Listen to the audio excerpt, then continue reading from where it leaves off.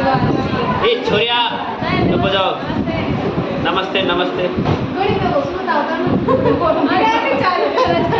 Paper देख लिया कल वाला, और देखो अपन ने जो कल डिस्कशन किया था और जो इम्पोर्टेंट लगाया था, वहीं से अधिकतर क्या आ रहे हैं, प्रश्न आ रहे हैं। अब एक बात ये सुन लो कि जितनी ज़्यादा सीटें होंगी ना, पेपर उतना ही थोड़ा क्या आएगा, ईजी आएगा। समझना, कंपटीशन की बात कर रहा हूँ, इनकी बात नहीं कर रहा हूँ सीटी वगैरह की। जितनी ज़्यादा सीटें होती है ना, उतना पेपर थोड़ा क्या होता है, ईजी वे में आ जाता है। जैसे कल जो क्वालिटी पूछी गई वो अधिकतर सीधे क्वेश्चन थे, वन लाइन वाले क्वेश्चन थे, कथन और कारण वाले थोड़े कम थे। और जितनी कम सीटें होती है ना, पेपर का लेवल उतना ही क्या हो जाता है, हाई हो जाता है। जैसे थर्ड ग्रेड हुआ, एक भी बच्चा ये नहीं कह रहा था कि हमारे पेपर अच्छा आया हो। अभी एलडीसी वाला हुआ, 10,000 पोस्टें थी, कितने लप्पू सा पेपर दे दिया था ना। अंग्रेजी का तो कोई, अंग्रेजी के तो 150 क्वेश्चन थे, तो 150 में से 150 करके आए कोई, तो हिंदी अंग्रेजी के मिला के। और जीके वाले शायद 100 या 150 क्वेश्चन थे, तो उसमें भी 130, 125, 140 तक करके आए।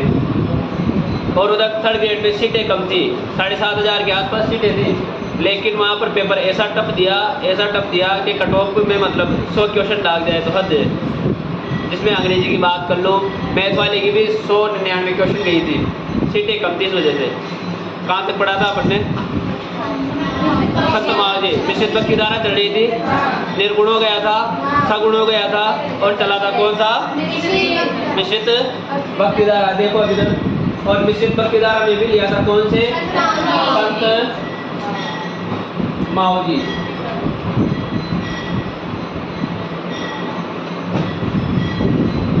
कौन थे, संत माओ जी। एक लोग इधर, संत माओ जी के यदि जन्म की बात करूं,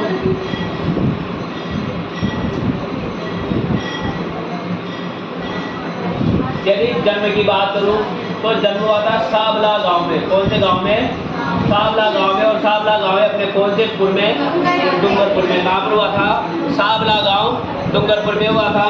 और इनके पिता का नाम था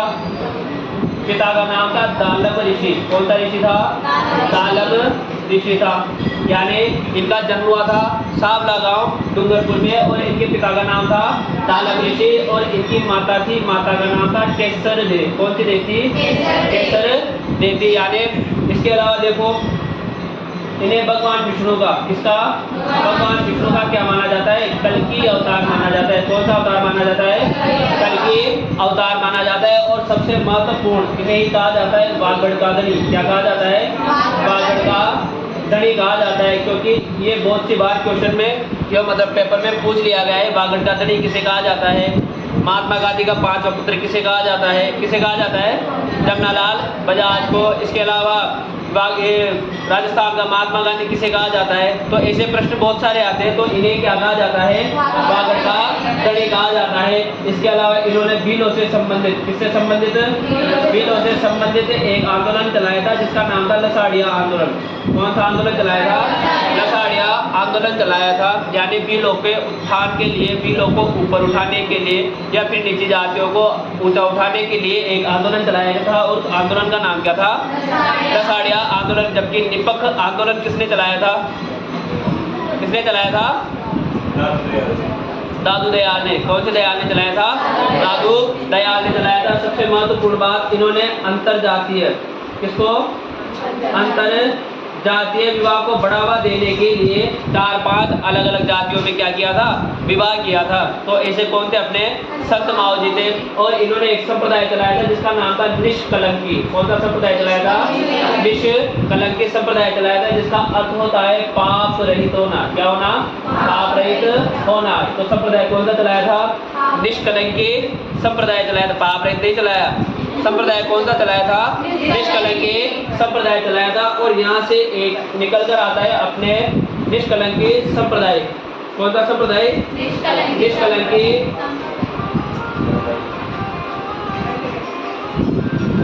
देखो, यदि बात करें कौन सा संप्रदाय, निष्कलंकी संप्रदाय। और इस संप्रदाय की प्रधान पीठ है बेणेश्वर धाम। कहाँ पर है? बेणेश्वर धाम। कहाँ पर है? बेणेश्वर धाम। और बेणेश्वर धाम में अपना नवा टापरा। कहाँ पर है? नवा टापरा। और नवा टापरा है अपने साबला गांव में। कौन से गांव में? साबला गांव। और कौन से पुर में है? डूंगरपुर में है। कहाँ पर है? डूंगरपुर में है। तो निष्कलंकी संप्रदाय की प्रधान पीठ कौन सी है? बेणेश्वर धाम, नवा टापरा, साबला, डूंगरपुर में स्थित है। जहाँ पर प्रति वर्ष माघ पूर्णिमा को, कब?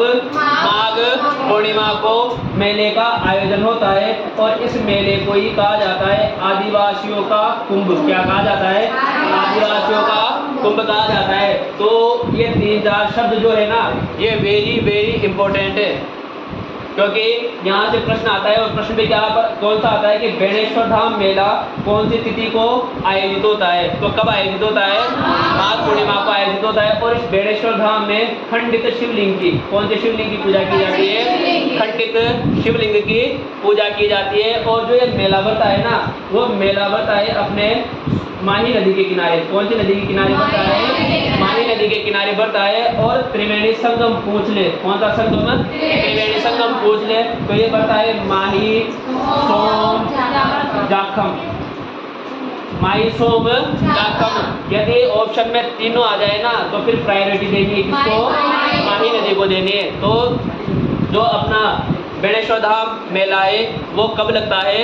माघ पूर्णिमा को। कौन सी नदी के किनारे लगता है? माही नदी के किनारे। और ये पूछ ले, त्रिवेणी संगम पूछ ले तो माही, सोम, जाखम। और बहुत सी बात पूछ लिया जाता है कि बेणेश्वर धाम में कौन से संप्रदाय की प्रधान पीठ है? तो कौन से संप्रदाय की? अपने निष्कलंकी संप्रदाय की। और ये किससे संबंधित है? अपने संत माओजी से।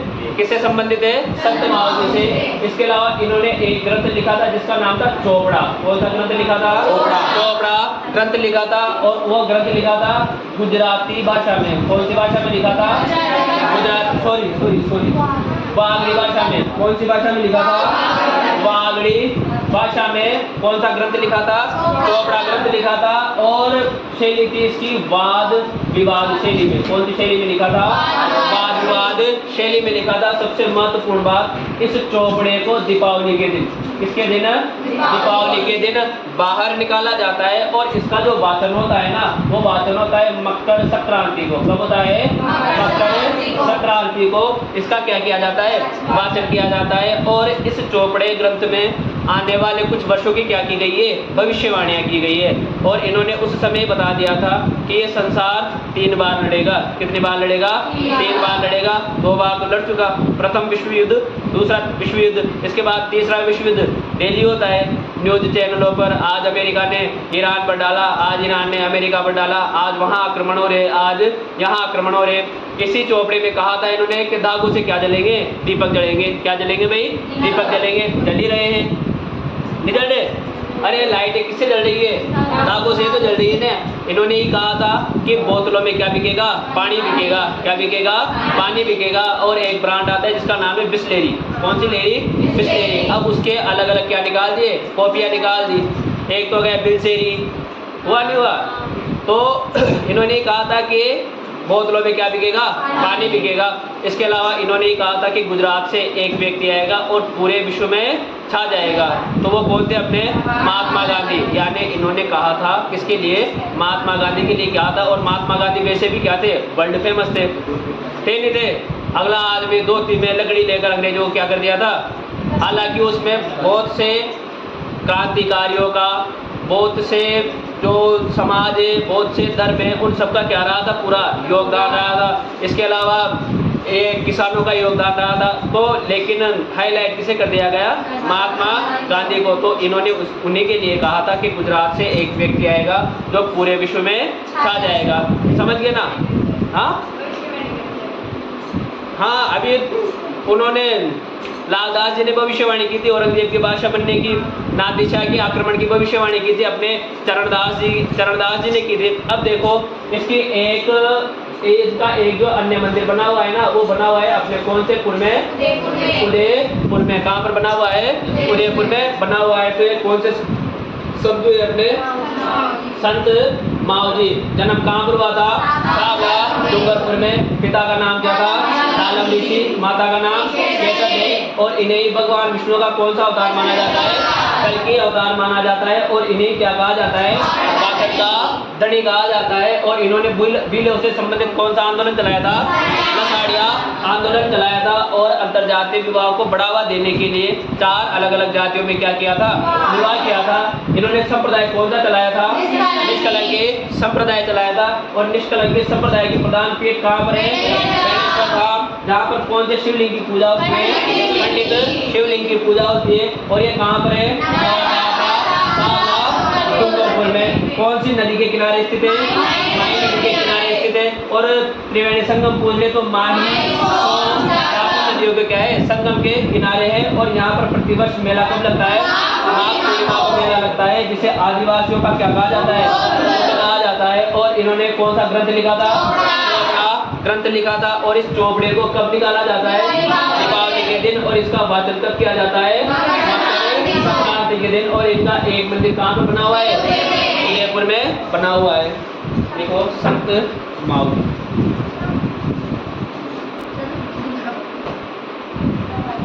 देखो जो माओजी थे ना, इन माओजी की मृत्यु हुई थी अहमदाबाद में। कहाँ पर हुई थी? कहाँ पर हुई थी भाई? अहमदाबाद में हुई थी। और इनकी जो समाधि बनी हुई है ना, वो समाधि बनी हुई है शेषपुर में। कौन से पुर में बनी हुई है? शेषपुर में बनी हुई है। और ये है सलूम्बर में। कहाँ पर है? सलूम्बर में। तो माओजी की मृत्यु कहाँ पर हुई थी? अहमदाबाद में हुई थी। और इनकी समाधि कहाँ पर बनी हुई है? शेषपुर सलूम्बर में बनी हुई है। लिखो आगे। देखो अब आगे देखो। अगले आते अपने कौन? चरणदास जी। कौन से दास जी? चरण दास जी। और ये भक्ति धारा चल कौन सी रही है? अपनी मिश्रित भक्ति धारा चल रही है। देखो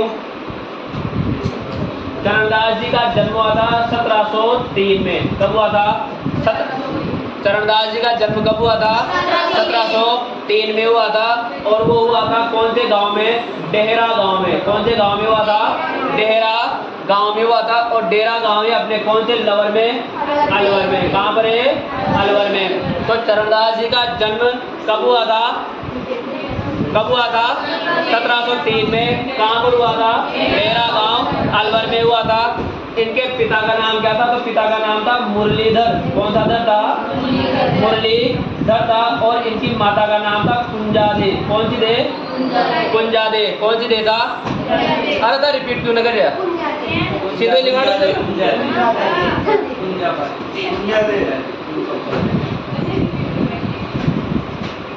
खापो।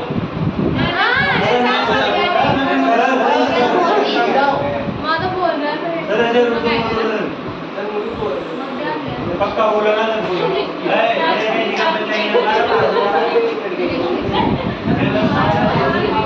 हाँ तो बेटा जो LKG में सीखा था ना, वो आता है भूले अभी कोई ना।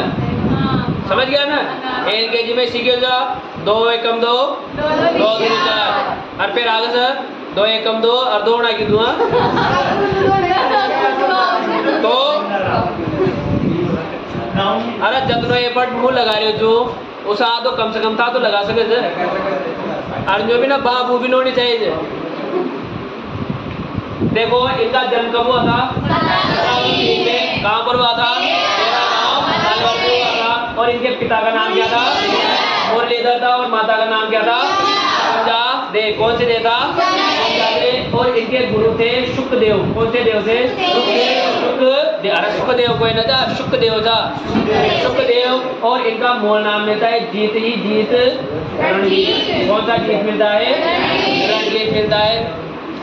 अब देखो चरणदास जी जो थे, इन्होंने एक संप्रदाय चलाया था जिसका नाम था चरणदासी। कौन सा संप्रदाय चलाया था? चरणदासी संप्रदाय चलाया था। और चरणदासी संप्रदाय के अनुयायी 42 नियमों की क्या करते हैं? पालना करते हैं। यदि विष्णु संप्रदाय की बात करें तो 29 नियमों के, जसनाती संप्रदाय की बात करें तो 36 नियमों के, और चरणदासी संप्रदाय की बात करें तो 42 नियमों की पालना करते हैं। और किसके? कृष्ण भक्ति की क्या देते हैं? उपदेश। ये देते हैं, उपदेश देते हैं। तो चरणदास जी संप्रदाय की क्या की थी? स्थापना की थी। चरणदास जी संप्रदाय के अनुयायी 42 नियमों की पालना करते हैं और कृष्ण भक्ति की क्या देते हैं? उपदेश देते हैं। सबसे महत्वपूर्ण बात, चरणदास जी ने नादिर शाह के, कौन से शाह के? नादिर शाह के आक्रमण की क्या की थी? भविष्यवाणी की थी। यानी इन्होंने ही नादिर शाह के आक्रमण की भविष्यवाणी की थी और नादिर शाह का आक्रमण कोई छोटा मोटा आक्रमण नहीं था। कभी पढ़ना नादिर शाह के आक्रमण को। इसके बाद इन्हें आधुनिक मेवात का, कौन से मेवात का? आधुनिक मेवात का क्या कहा जाता है? प्रमुख संत कहा जाता है। जबकि मध्यकालीन मेवात का प्रमुख संत किसे कहा जाता है? लालदास जी को कहा जाता है। किसे कहा जाता है? लालदास जी को कहा जाता है और इन्हें ही आधुनिक मेवात का प्रमुख संत कहा जाता है। इन्होंने कुछ ग्रंथ लिखे थे। ग्रंथों की बात करें तो एक तो लिखा था ब्रह्म ज्ञान सागर। कौन सा सागर? ब्रह्म ज्ञान सागर। एक लिखा था ब्रह्म ज्ञान समुंदर। कौन सा लिखा था? ब्रह्म ज्ञान समुंदर। एक लिखा था नासकेट लीला। कौन सी लीला? नासकेट लीला। और एक लिखा था धर्म जहाज। किसका जहाज? धर्म जहाज। और एक लिखा था भक्ति पदार्थ। कौन सा पदार्थ लिखा था? भक्ति पदार्थ नामक ग्रंथों की इन्होंने क्या की थी? रचना की थी। एक तो लिखा था ब्रह्म ज्ञान सागर, एक ब्रह्म ज्ञान समुंदर, एक नासकेट लीला और एक लिखा था धर्म जहाज और एक लिखा था कौन सा? भक्ति पदार्थ। सबसे महत्वपूर्ण बात, ये निर्गुण निराकार कृष्ण की साकार रूप में पूजा किया करते थे और इनका जो भक्ति भाव था वो भक्ति भाव सखा भाव था। यानी ये कृष्ण की पूजा किस भाव से किया करते थे? सखा भाव से किया करते थे। यदि इनकी मृत्यु की बात करूं तो इनकी मृत्यु हुई थी दिल्ली में। कहाँ पर हुई थी? दिल्ली में हुई थी। और दिल्ली में ही चरणदासी संप्रदाय क्या है? प्रधान पीठ है। तो चरणदासी संप्रदाय की प्रधान पीठ कहाँ पर है? दिल्ली में है। जहाँ पर प्रतिवर्ष बसंत पंचमी को, कब लगता है? बसंत पंचमी को मेले का आयोजन होता है और बसंत पंचमी को ही राजस्थान में कौन से पुरस्कार बांटे जाते हैं? गार्गी पुरस्कार बांटे जाते हैं। ठीक है, टाइम मिलियो। और कसम से प्रश्न पूछो। अरे किस किस को मिला है हाथ? बेटा मेरा प्रश्न आप। गार्गी कौन थी? अरे निर्मल,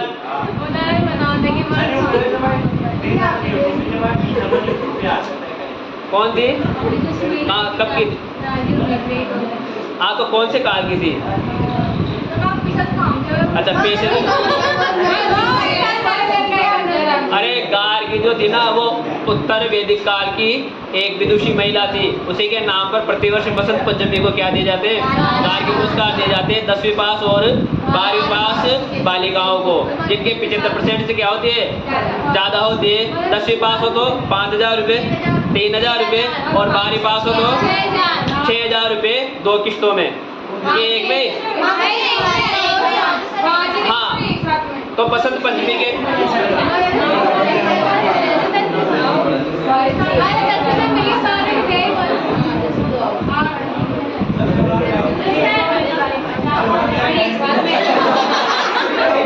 बाबा जी को टुल्लू।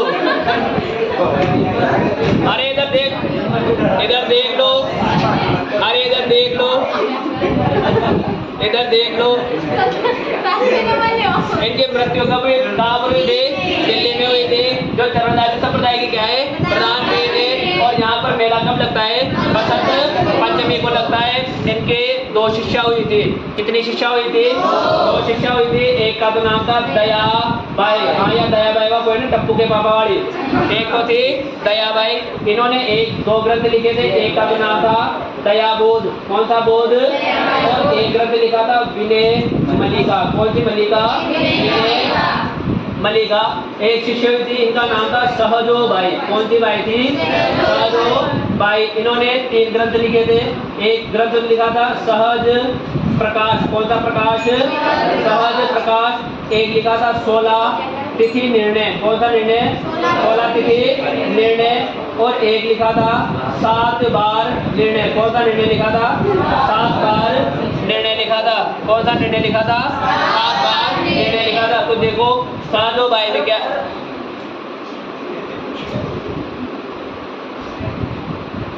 स जो बाय में केवल स याद रखना है। क्या याद रखना है? स। देखो सहज में भी पहला वर्ड क्या रहा है? सहज।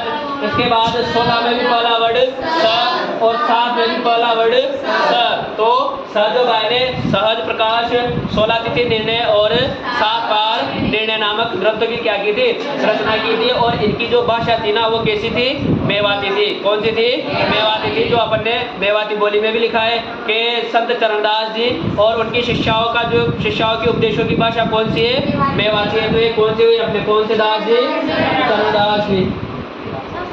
आपको यहाँ आगे समझाऊंगा।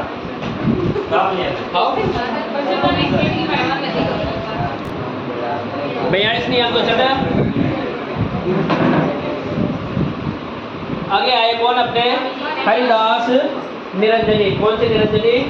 हरिदास निरंजनी। देखो इनका जो जन्म हुआ था कापरोद गांव डीडवाना 55 में। कहाँ पर हुआ था? कापरोद गांव डीडवाना 55 में हुआ था। और इनका मूल नाम था हरि सिंह सांकला। मूल नाम क्या था? हरि सिंह सांकला था। और इनके गुरु कौन थे? अड़बू जी। कौन थे भाई? अड़बू जी थे। और ये प्रारंभ में क्या थे? डाकू थे। लेकिन किसके प्रभाव में आ जाते हैं? अड़बू जी के प्रभाव में आ जाते हैं और ये क्या बन जाते हैं? संत बन जाते हैं। और इनकी कहानी सुनाई भी थी। हाँ वही ये समझ गया ना कि यदि इसको जीवित करना है तो तुम्हें अपने क्या देने पड़ेंगे? प्राण देने पड़ेंगे। तो उसकी पत्नी ने भी बोल दिया मैं क्यों दूं, माँ ने भी बोल दिया और पिता ने भी बोल दिया। तो हड़बू जी के प्रभाव में आकर ये क्या बन जाते हैं? संत बन जाते हैं। और इन्हें ही कहा जाता है कलयुग का वाल्मीकि। क्योंकि वाल्मीकि जी भी क्या बने थे? डाकू से क्या बने थे? संत बने थे। इसलिए इन्हें कहा जाता है कलयुग का वाल्मीकि कहा जाता है। सबसे महत्वपूर्ण बात, इन्होंने 2 ग्रंथों की रचना की थी। कितने ग्रंथ लिखे थे? 2 लिखे थे। एक तो लिखा था मंत्र राज प्रकाश और एक लिखा था हरि पुरुष श्री वाणी। कितने ग्रंथ लिखे थे? मंत्र राज प्रकाश और हरि पुरुष श्री वाणी ग्रंथ लिखे थे। इसके अलावा इन्होंने एक संप्रदाय चलाया था जिसका नाम था निरंजनी संप्रदाय। और निरंजनी संप्रदाय का अभिवादन शब्द होता है अलख निरंजन या हरि निरंजन। क्या होता है? अलख निरंजन या हरि निरंजन होता है। और इनकी मृत्यु हुई थी गाटा गांव डीडवाना 55 में। जो निरंजनी संप्रदाय की क्या मानी जाती है? प्रधान पीठ मानी जाती है।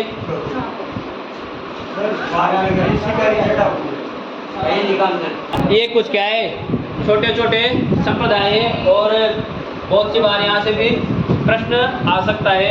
सबसे पहला आया कौन सा? अपना परिणामी संप्रदाय। कौन सा संप्रदाय? परिणामी संप्रदाय। तो इसमें क्या याद रखना? याद रखना। परिणामी में क्या याद रखना है? तो परिणामी संप्रदाय के प्रवर्तक कौन थे? प्राणनाथ जी। कौन से नाथ जी थे? प्राणनाथ जी। और इनकी पीठ बनी हुई है पन्ना मध्य प्रदेश में। कहाँ पर बनी हुई है? पन्ना मध्य प्रदेश में बनी हुई है। यदि इनकी राजस्थान में पीठ पूछे ना तो वो है अपने आदर्श नगर जयपुर में। कहाँ पर बनी हुई है? आदर्श नगर जयपुर में बनी हुई है। और इन्होंने ग्रंथ कौन सा लिखा था? कुजलम स्वरूप। कौन सा ग्रंथ लिखा था? कुजलम स्वरूप। राजस्थान में कहाँ बनी हुई है पीठ?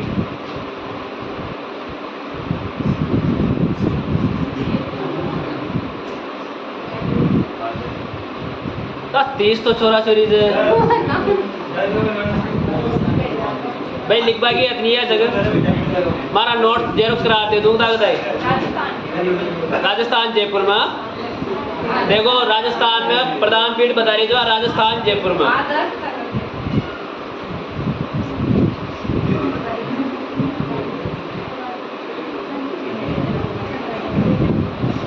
अरे लिखवा की इतनी जल्दी से ना हमारा नोट जेरोक्स करवा दूंगा ताकि बढ़िया राइटिंग से। हकीकत से झूठ न बोल रहे हो। और एकदम सिस्टम से लिखा हुआ है।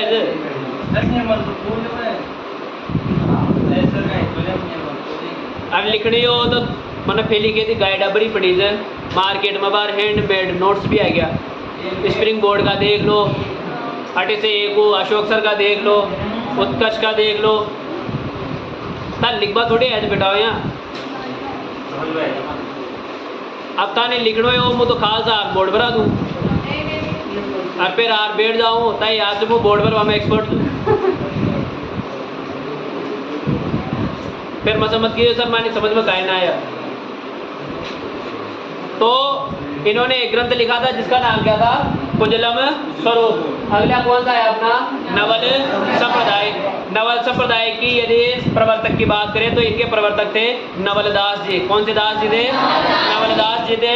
और इसके प्रधान पीठ मानिए कहाँ पर है? बीकानेर में। कहाँ पर है? बीकानेर में। और इन्होंने एक ग्रंथ लिखा था जिसका नाम था नवलेश्वर अनुभव वाणी नामक ग्रंथ लिखा था।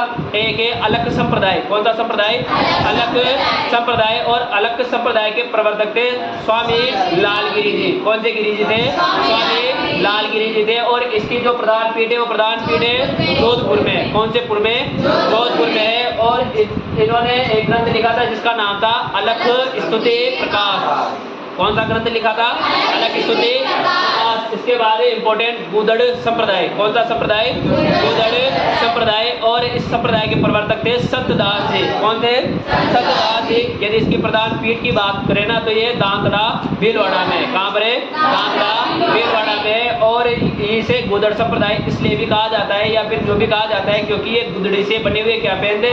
वस्त्र पहनते। गुदड़ी से मतलब वो मोटे वस्त्र पहनते।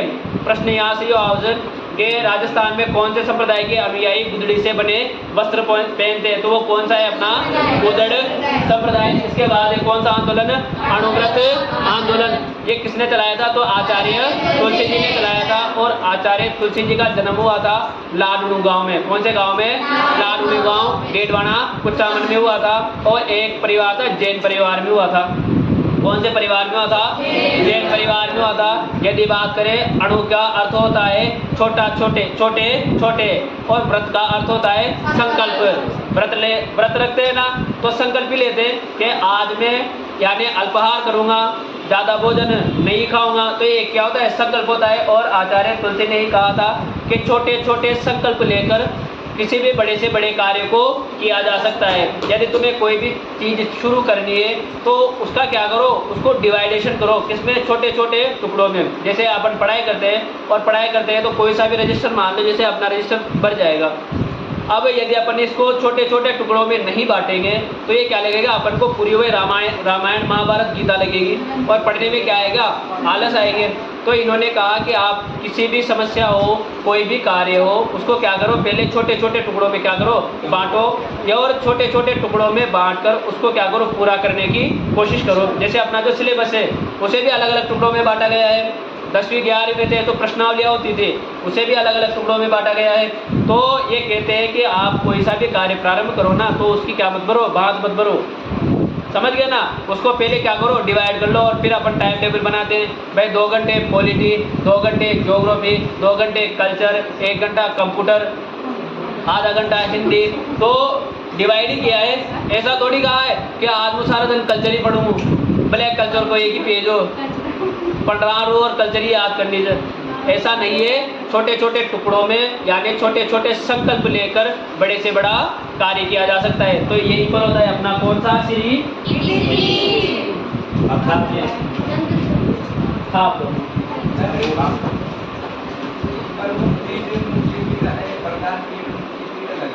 एक ही